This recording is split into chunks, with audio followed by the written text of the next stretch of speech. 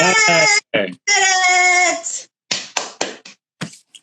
Hi, Duff. Sorry that took a second. I'm a little computer illiterate, but here we are. I've been dressed up for the show. Whoa. Wore a fancy shirt. I love it. It's got all the ruffles. Mm-hmm. I'm a texture person, so I just want to like rub on it. How's it going? I'm great. How are you? So glad to have you here today. I'm just pumping up the volume here so I can hear you a little bit better. But we are so excited to have you here, Duff. So, hey, everybody, this is Duff McDonald. He's the author of Tickled and several other books. And because his bio is in the first person, I'm going to let him tell you a little bit more about who he is. But I was super thrilled when Duff reached out to me because there's a chapter in his book called Infinite Kombucha. And he happens to be a prolific kombucha brewer now that he's fallen in love with our lovely culture. So please, Duff, tell us who you are, where you're from, what you're doing. So I am I live in upstate New York after 20 plus years in the city. And so I'm about 10 miles from Kingston, 10 miles from Woodstock, live here with my wife, Joey, 3 cats, and I think at last count 14 chickens. And most of my career was spent, I was a business journalist and author, did a lot of feature journalism, but then switched to book writing in the last 15 years or so. And but my books were also business. They were histories of business institutions and stuff like that. And then in early quarantine, while I was preparing to write a different book, somewhere in April of 2020, all I can say is my brain kind of exploded in a good way. And I ended up writing Tickled in about 6 weeks. And it was, looking back at it, a lot of it was sort of coming at me full steam. So it was difficult to know quite what was happening to me. It was all good, but it was a little hard to sort of wrap my head around. Looking back, it was I had somehow stumbled into a state of presence and, without sort of explicitly looking for it. And the view from there was so wonderful that, I wrote the book about it. And basically the title, Tickled, refers to the fact that, from what I could tell, if you are firmly present, what you are feeling or what you should be feeling is the tickle of your own existence, because you're not distracted out of that place by a lack of presence. So when you stop distracting yourself out of it, you should feel the glory of your own existence. And basically the book was my attempt to sort of get that whole feeling down. Well, you did a tremendous job in the book. It was so fascinating. I happened to listen to it on audiobook, and it just, while I was driving, which I love to do, and it was, there's a part in the book where you talk about like being in the flow, where things just, information just all starts to feed whatever this thing is that you're exploring or that you're in rhythm with. And your book was right in flow with things that were happening in my life. And it felt really good to have this different perspective. And the story that you tell, your own transformation, you talk about the precision paradox. And I thought that was really fascinating, especially the way in which sort of the news and different things about the pandemic were addressed. And I don't want to make it all about that, but that clearly was something that triggered within you a thought process. So share a little bit about the precision paradox. So I was actually going to write a book called The Precision Paradox, and ended up, when I wrote Tickled, I was like, I'm still going to talk about it, but it's just not going to be my main point.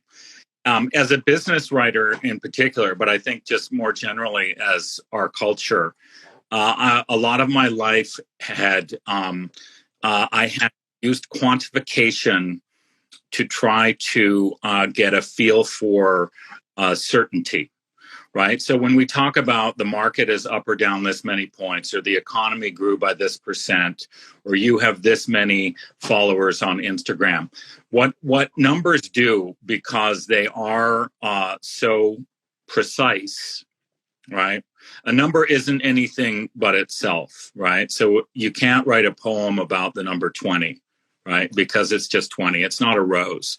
So when we, and the argument that I wanted to make, and COVID sort of, the experience of COVID made it very clear, is that when we are at a loss for what to do, or we are thrown by uncertainty, we reach for quantification in the hopes that it will deliver meaning, right? So COVID's a great example. We don't need to make it about COVID, but like for a lot of the pandemic, you open the paper, or open your internet browser, and you're looking at the number of people who died the day before, the number of people who tested positive in some area or not, positivity ratios. All these things we're trying to quantify what is happening to us. And one of the revelations I had during early quarantine, and this is again from a state of presence, is you cannot quantify now. It's too big, right? Because it contains everything. So when we count, we're either counting the past or the future, or a theoretical future. And when you spin yourself out of what's happening to you, using, going in and out of thoughts about the past or the future, you can't be present. And it makes it very difficult to face uncertainty. And, COVID was terrifying for most of us, at least at some point. And because we were at a loss for what to do, we started counting it. And the point I make in Tickled is that somewhere along the way, counting and quantification can be good, right? If you're having some people over for dinner, how many people are coming over for dinner? We need to set the table. But when we try to understand ourselves using quantification, whether it's in aggregate or individual, somewhere along the way, you lose connection with meaning, right? So when if you were weighing yourself to try to track your health, you don't need to know to 2 decimal points how many pounds you weigh, right? What you want to know is, am I feeling healthy? Do I need to gain or lose or gain some weight? When we go too deep into precision, we end up sort of lost in the count and disconnected from the meaning. So I was going to write that book. And when COVID hit, I was like, oh my God, this is my thesis right out in front of me. But as I started to sort of get into it, it occurred to me, I was like, you know what? I don't want to tell other people how to think.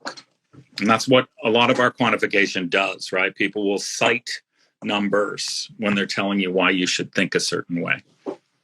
And I realized that even though, I believed that, like me, a lot of people are sort of drowning in numbers, that I would sort of shift gears and write a book about how I was feeling rather than what I thought you might be thinking.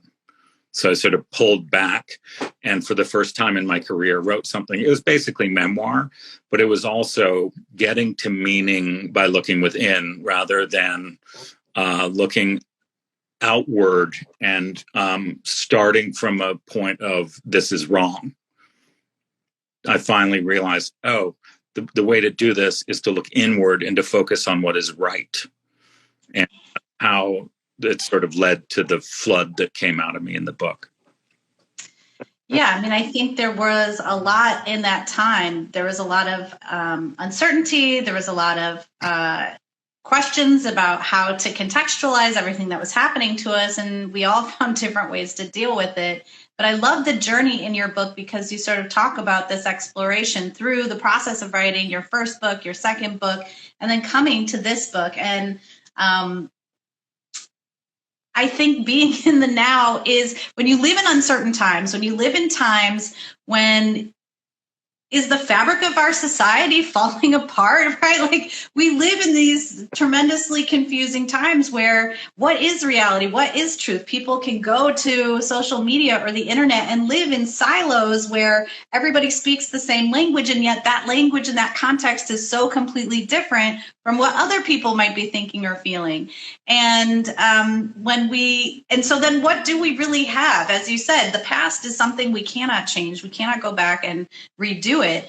And the future is infinite possibility. And yet if we spend too much time focused on, well, when this happens, then I'll be, we don't allow ourselves to just enjoy the gift of what it is to be right now. And I think the way through any uncertainty is really to just stay present, stay aware, so that as new information is coming in, instead of having a prejudgment about it, you then can be nimble and you can shift from what is as opposed to what your expectation is trying to set up for you. Right. And like, this is where the tickles come in really handy, because, if we all drift away in our minds and imagination. So if you drift into the past, right, you might even be thinking about something that was great, but you cannot evoke it again. You just have a memory. And if you drift into a possible future, let's say it's a scary future scenario, you can wind yourself up and sort of not lose your awareness of what's happening to you. So the point I make about the tickles, and I divide, so there's the tickle of existence, but there's above that, I said, it's a taxonomy. I'm not trying to say this is all there is, but it's a way to grasp the point I'm trying to make, which is there's 4 main tickles: feed your body, feed your mind, play with your body, play with your mind, right? So feed your body is feed yourself. Yes. Feed your mind is learn something. Play with your body is, move up to including sex. And play with your mind is create. And I try to make the point that all the good things in life, every single one of them falls under one of those 4. And all the good things in life, every single one of them tickles. So a great kombucha tickles your tongue, right? Learning about kombucha from the big book of kombucha tickles your mind. I couldn't figure out how to get kombucha into play with your body other than sort of carting my 5-gallon vats around the house. Yes. But play with your mind is when you create something, it sort of tickles, right? So when you engage in the act of creation.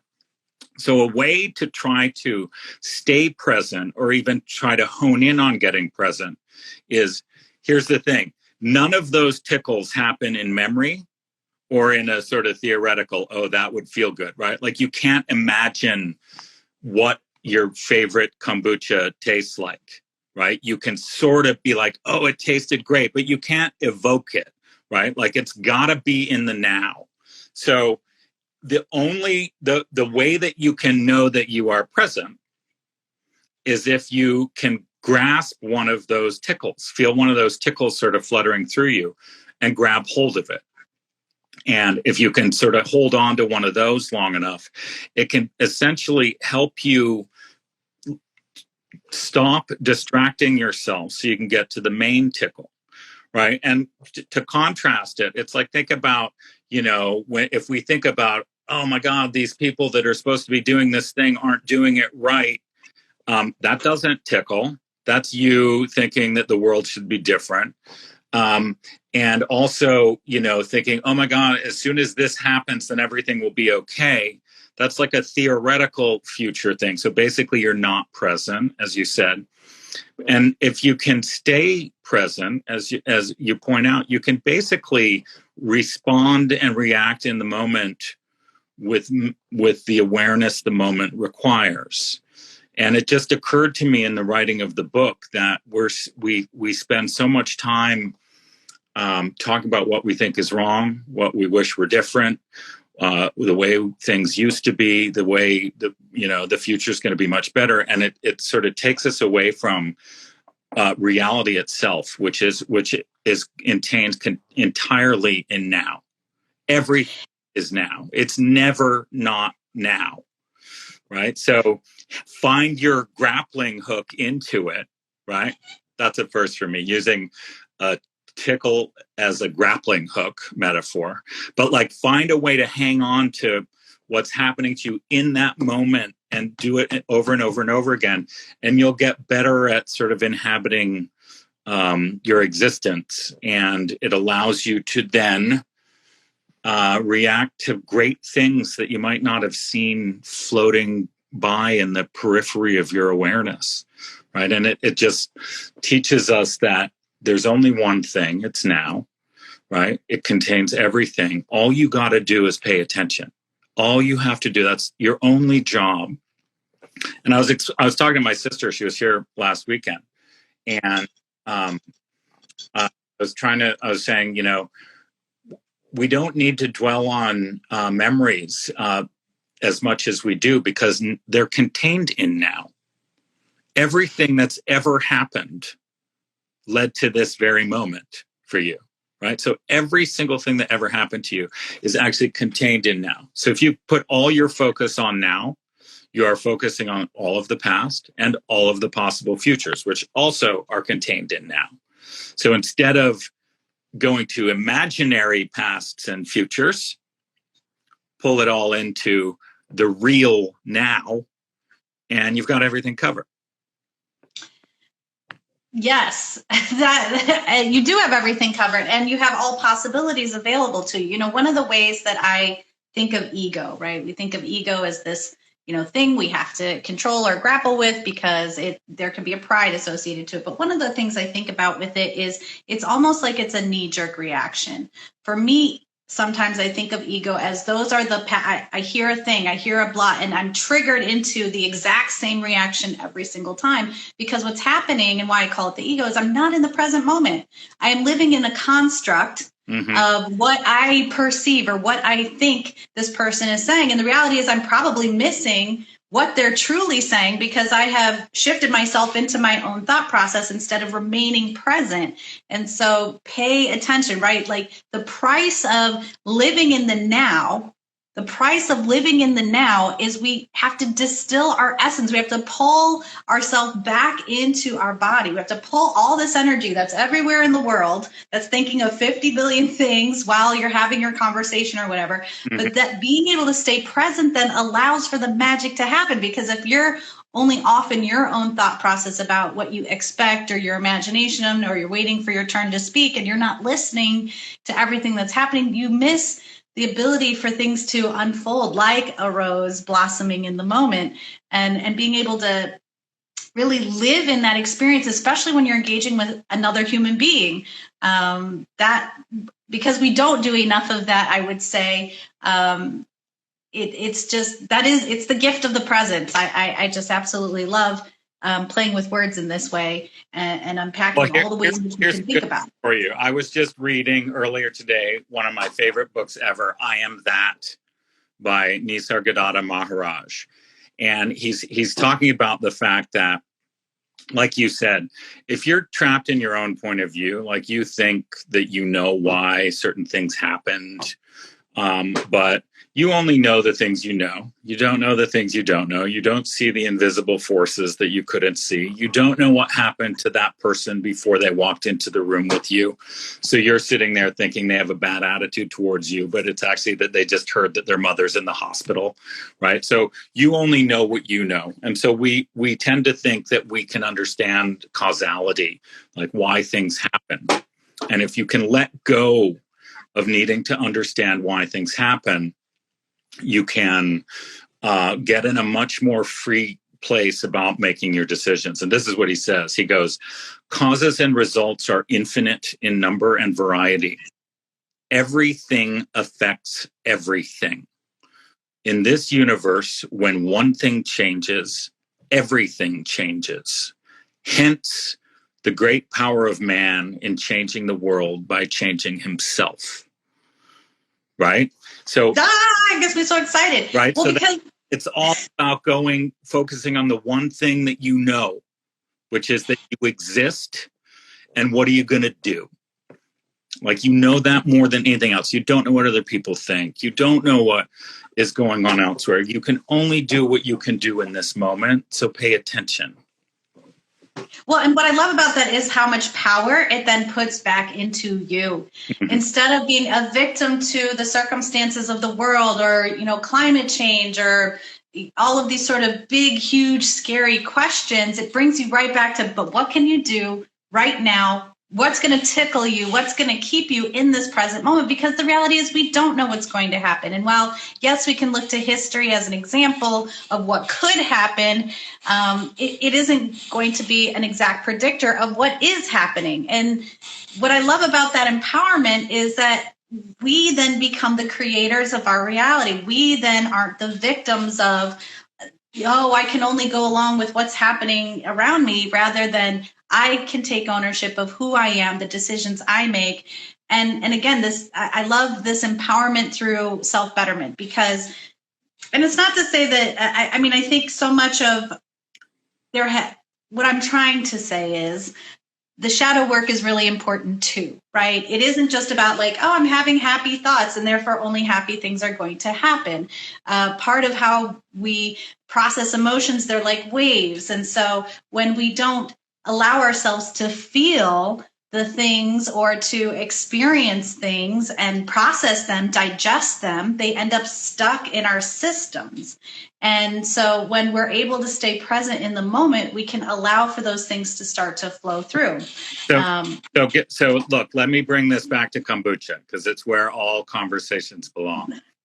So I discovered, like a lot of people, I discovered kombucha and then started literally inhaling it, and if I found the flavor I was currently into, I would clean the store out and go looking elsewhere. So as a consumer of kombucha, one of the beautiful things about it is the variety of choice. Right. And more and more, a great supermarket has, a trillion options for you.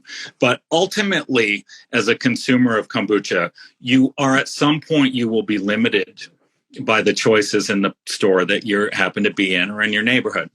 So when you shift to making kombucha, what it did for me, and I had no idea what the power of this shift was going to be, because of the tea foundation, right? It can be so many different flavors.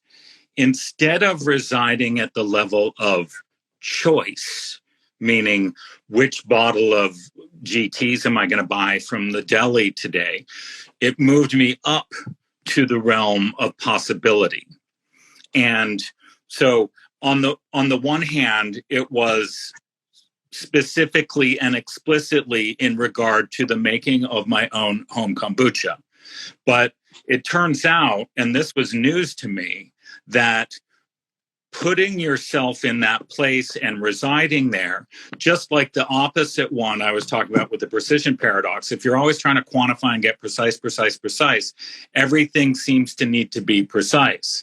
And suddenly I was up in the other direction, where suddenly I could see possibilities in other places that had not been apparent to me before, or I wouldn't have noticed before. And it's because I had sort of started residing in a different place in consciousness, one that was open to possibility rather than stuck down at the level of choice. So, to the point that you just made, it's like we have to, instead of closing down, right? So if you think something is happening, my favorite writer, Rich Cohen, just wrote a book about his father called The Adventures of Herbie Cohen. And his dad was like the world's greatest negotiator. And one of the lessons from the book is you've always got another move, right? It's if you get too locked into a desired outcome, and that doesn't happen, we can freeze up, right? But as long as you continue to exist and you continue to breathe, right, you always have another move, which is, what are you going to do right now, right? And so by sort of detaching a little bit from way out on the edge of the manifestation and choice, and sort of moving up via kombucha making to possibility, I found that started seeping into my entire life. And everything suddenly became more possible rather than locked in. And it was like a glorious revelation. It is a glorious revelation. I love that kombucha was able to seep into your soul and unlock this possibility. So to get into kombucha a little bit more specifically, what are some of your flavs that you're brewing up at Casa Rockledge? Oh my God. Another thing about presence that I talk about in the book, I wrote a chapter called The Best Book I Ever Read, which is like suddenly now my latest flavor tends to be the greatest I've ever made. At first, I thought that, I was lowering my standards, but it's not true. We're just getting better at it. We have stumbled on the best flavor I think we've made definitely this year. It's a jalapeno mint. Ooh, so yum. We do the honey, we do Jun, right? So we do the honey stuff. So a jalapeno mint in that tastes like almost like a champagne with a little bite, right? I love it. So it's so effervescent. It's so light. Joey, my wife, throws in like a handful of mint leaves and like one sliced jalapeno. Her favorite of all time, which is pretty great, is lavender mint, both from the garden.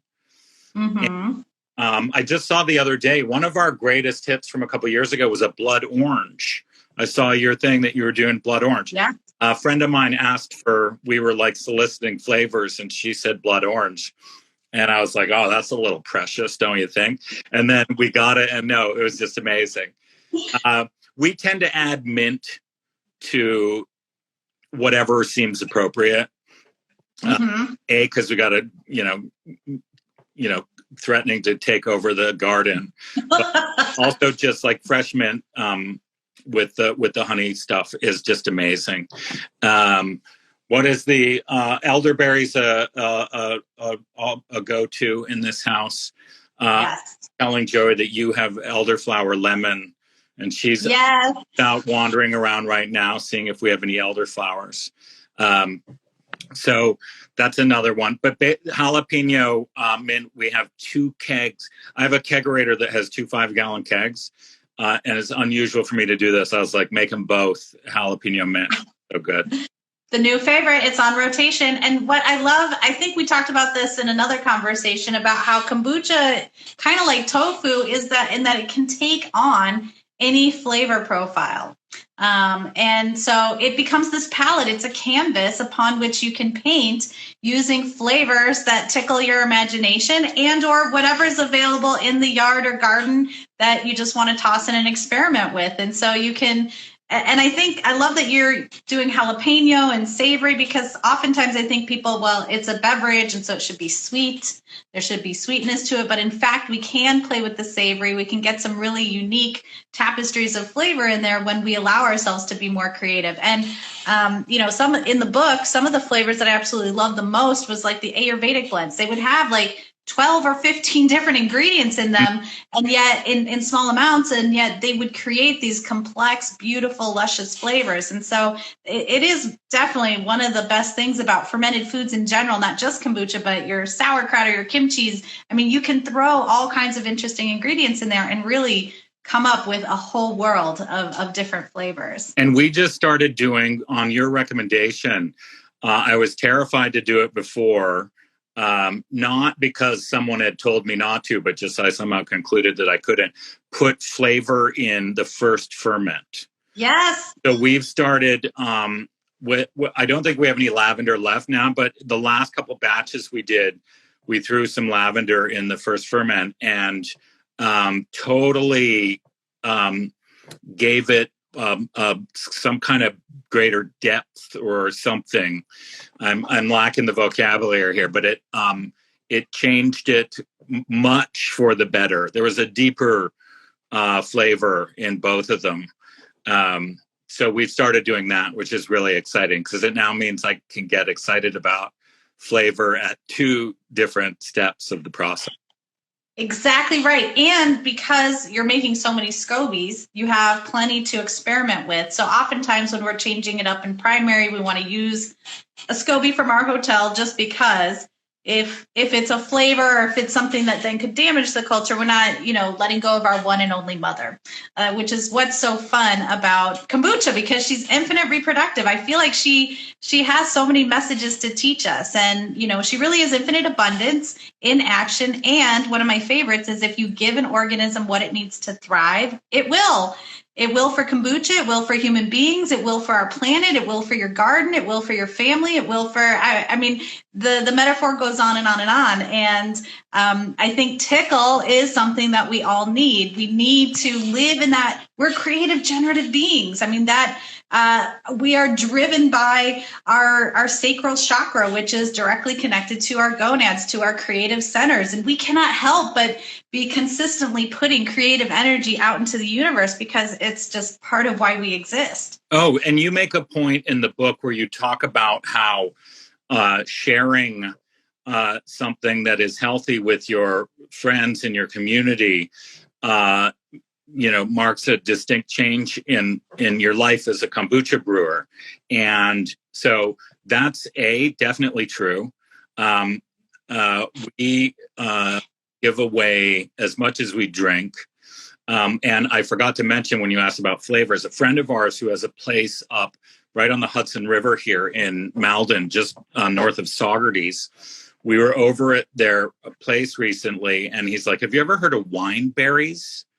And I hadn't. And so they're basically like a raspberry, but a little smaller and with a little more mojo. And so our entire last batch, we did wineberry mint, wineberry jalapeno mint, and we have a half dozen bottles in the fridge waiting to go back to these guys for when we see them again, because they basically enlivened the latest batch with stuff straight from their garden. So that to me is really exciting. Like, we're doing our own garden, obviously, but the idea that I can tell someone, if you have some fruit or flavor or whatever flower that you have, bring it to me and I will make you your own kombucha from your own garden. And as someone who was never a gardener in my life, still technically not, Joy would tell you, I'm more of I supervise our garden, nor much of a cook. The fact that all these things are converging for me, and I'll sort of have the inspiration to say, oh, you should give us this and we'll do this with you. Again, it just sort of unleashes the creative force that you're talking about. I'm a writer. I thought that I had a substantial and significant and meaningful enough channel for creativity. And that was just sort of bullshit, right? It's like you want it everywhere you can find it in your life. And like, lucky for me, a couple years ago, Joey, my wife, was like, you need a hobby. And at first, I wasn't really offended, but I pretended to be offended. I was like, what the hell are you talking about? Don't tell me how to. So kombucha was the first legitimate hobby I've picked up in God knows how long, if not my entire life, like as a full-on obsession. And like you said, there is the living in harmony part of it, which has seeped into my life. But there's also the creativity part of it, which has seeped into my life. The sharing a healthy thing with your friends. It's like, oh my God, I stumbled on the greatest hobby ever. Just because, again, somebody gave me a taste. We talked about this in another discussion, like at GT's Gingerade, and it's like, and it's, we're only a couple years in here, and Joey made us labels. We've got 10 gallons going all times. It's like the best addition to my life, other than my wife and daughter. There you go. I saved my. It's one of your new favorite family members. I love that. Exactly. and kombucha and creation and what we're talking about here, you can find this anywhere. And we're all artists. We're all singers. We don't have to have a certain level of proficiency in order to be those things. Again, as human beings, this is what we're designed to do. We're designed to be in community, to share our voices, and we don't have to perfectly be in tune.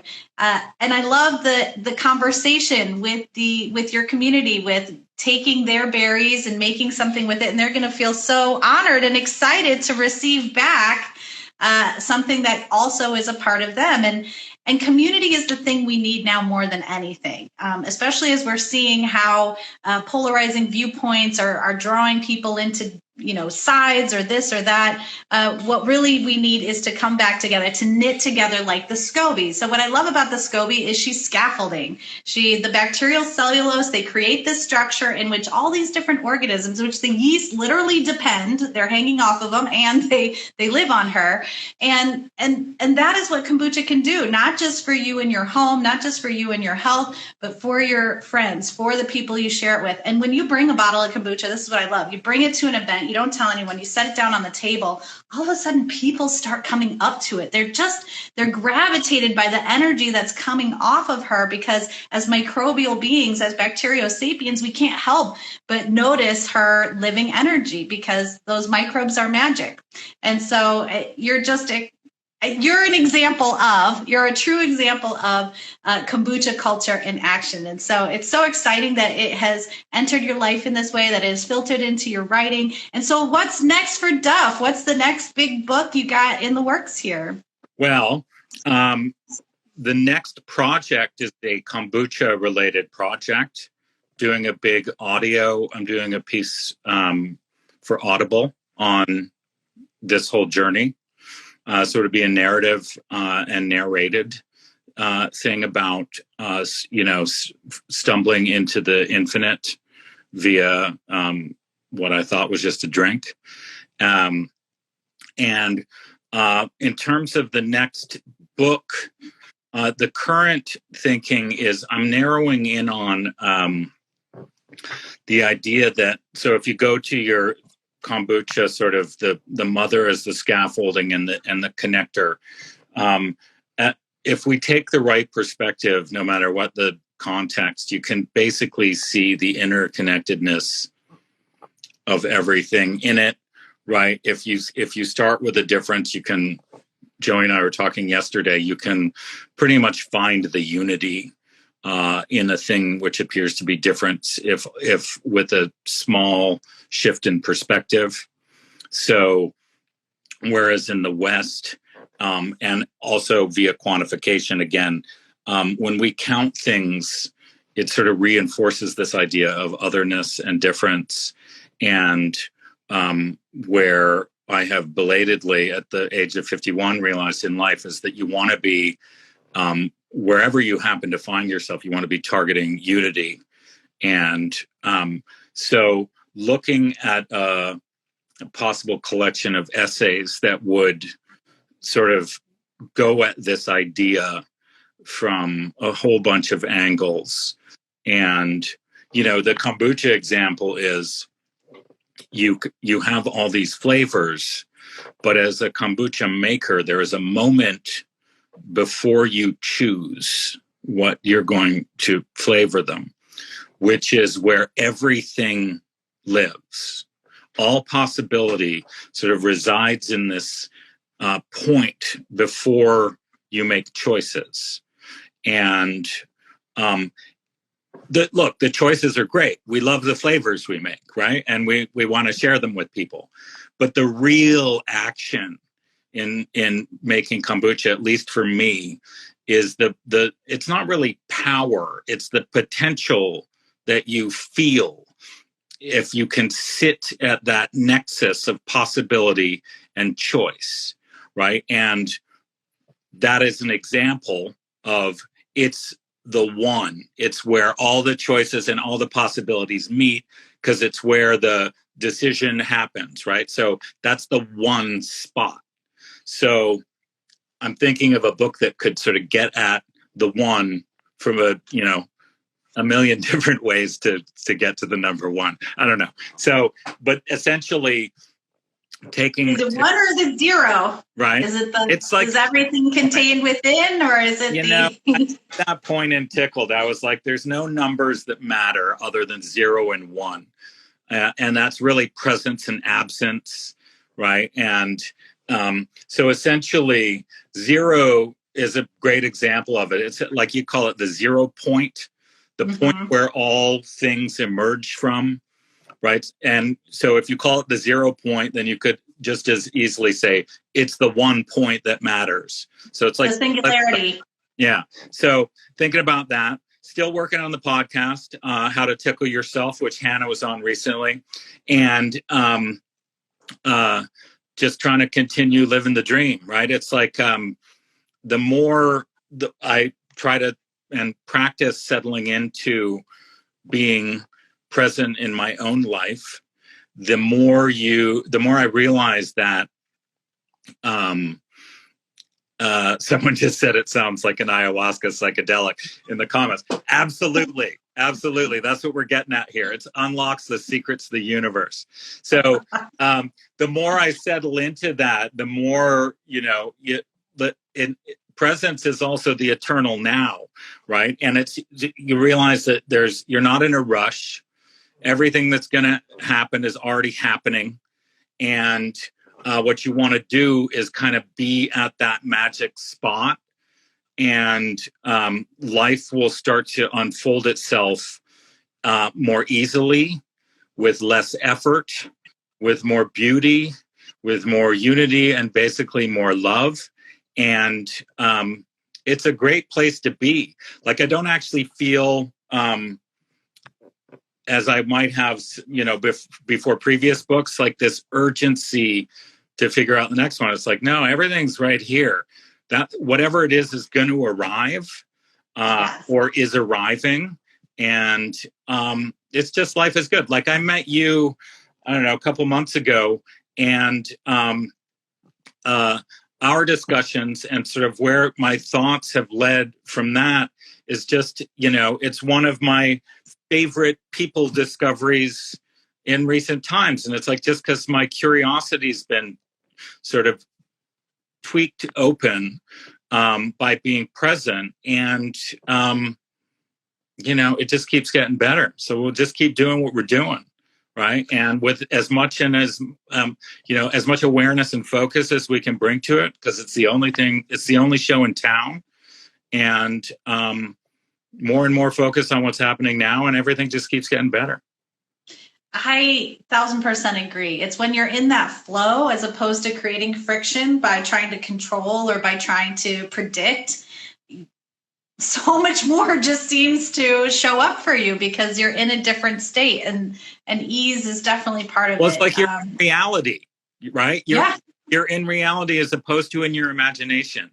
And reality is where the real show is, right? The other stuff is we spin castles upon castles upon castles in our minds. But there's only one now, and it requires your full attention. But if you give it to it, it will give you every single thing you want, not desire want. It will basically open itself up to you, and you can flower into your own existence. It's just amazing.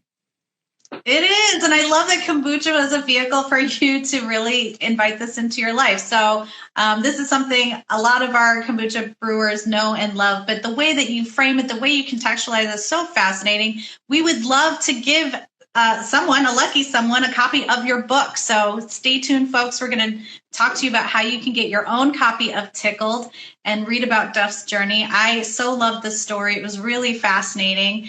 And it was a really beautiful blossoming to just witness you as you examine, your successes and how they were also challenges in their own way, and the way in which they led you to this lovely point that I think, that's the gift of right now, it feels like, is we have the ability to come into the present moment and fully appreciate it for what it is, assuming we allow ourselves to disconnect from the distractions, and social media being one of them, although we love to use it as a tool.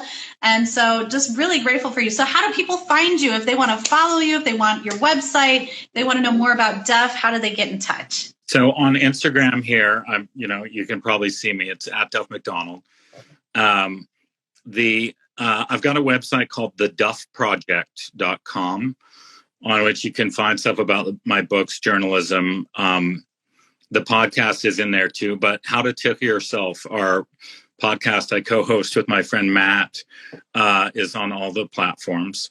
But if someone feels like reaching out directly, you can just email me if you want, duffmcd, duffmcd @mac.com, and be happy to communicate with anyone who wants to talk about this stuff.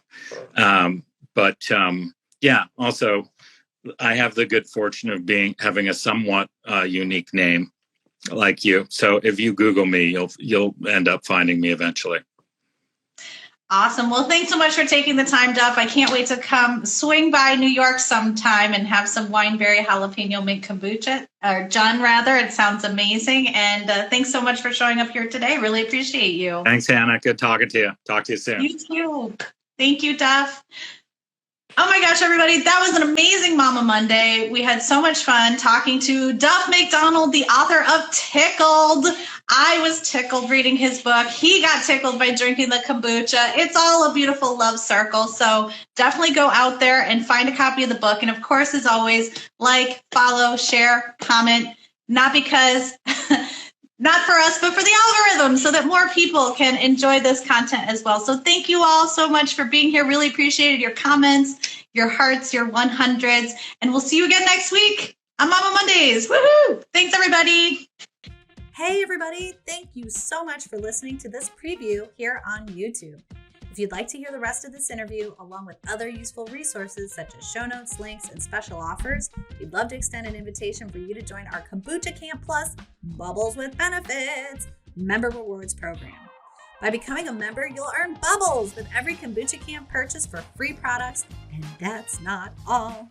We also offer birthday Booch Day rewards, access to members-only sales, high-quality bonus content, including Kombucha Clutch Hangs with me, the Kombucha Mama, and my special guests, a free digital brew journal to track your master brews and experiments, and more. Now here's the best part. It is only $7.99 a month, or $79.99 for the year. You get 2 months free with the annual membership. You can learn more and join our Bubbles with Benefits program at kombuchakamp.com/kombuchakamp+.html. Don't forget, that's camp with a K, because we're cute and clever over here. And don't forget, trust your gut.